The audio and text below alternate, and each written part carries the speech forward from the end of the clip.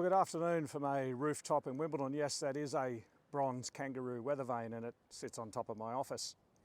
There are many great sporting events around the world, but in my experience there's always been two that are just a bit special, a bit better than all the others because they're constantly striving for perfection and they have this element of class that other great sporting events can only dream of. The first is the logo on my top, and the second, my neighbours down the road here at the All England Lawn Tennis Club, aka Centre Court, Wimbledon. Now this may strike you as a bit of a stretch, but I've often wondered if there's some connection between the events on Centre Court each year and investing. So let's try this.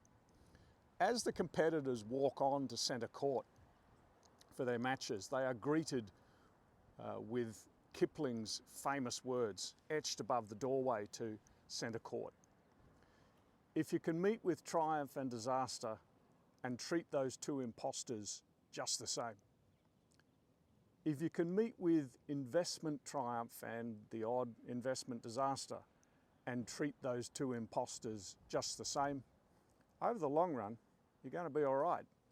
And as I've said in a couple of earlier videos, the primary challenge for investors in this noisy, confused, too often hyperventilating world is to remain anticipatory and always in control.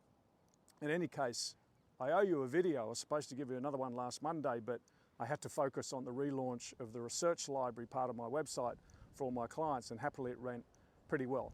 So in this next video to follow, which I've spliced, I discuss the second step on my never-ending journey to being less wrong.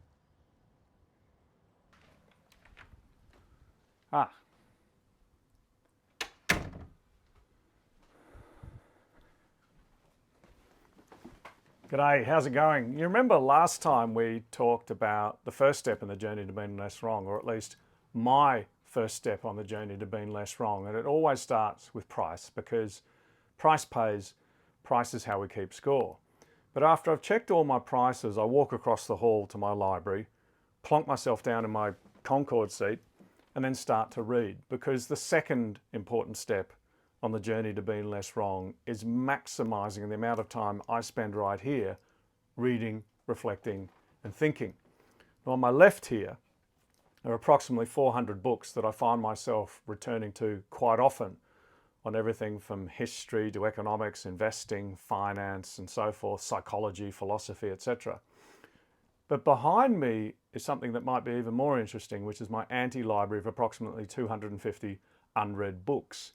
Books I've bought recently or over the years on topics that interested me, or at least that I should know more about. And 250 unread books may strike you as a lot. And I have no idea which of them I'm going to read next, which is part of the fun. But the anti-library serves a very important purpose because it reminds me of my ignorance and how much I still have to learn. Now, I'm often asked, what's the most useful, not the best, but what is the most useful book you've read on central banking and policy making in general? Well, I mean, where do we start? There are so many great ones. Of course, everything on or by Mr. Volcker is mandatory. If you want to get a bit geeky, you could read the Radcliffe Report into the UK monetary system from 1959. I'm still learning from this. It's absolutely amazing. You could try Mariner Eccles' autobiography, or you could dip into The Confidence Game, which was published about 30 years ago and remains hugely relevant. There's Sarah and Mark's The Myth of Independence on the Fed. There's Paul's absolutely excellent Unelected Power and the follow-up Global Discord. Or you could also try the biography of the great Bill Martin. But there's one book that's not often talked about that I found to be the most useful of all. And it was first published in 2009, and there's a second edition in 2011, and it was written by the late Stephen Axelrod, who died in March 2022 at the age of 95. And the book is called Inside the Fed, and is an exposition on policy making with constraints and policy making under pressure. and the inner workings of the Fed, it is absolutely excellent, because Axelrod worked at the Board of Governors from 1952 until 1986, and there is not much he did not see and not much he did not experience.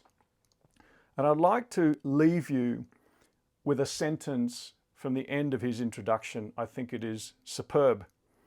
My experiences at the Fed suggest that a great leader for monetary policy is differentiated not especially by economic sophistication, but by his or her ability to perceive when social and political limits can be pushed to make space for a significant paradigmatic change in the approach to policy should it be required, as well as by the courage and bureaucratic moxie to pull it off.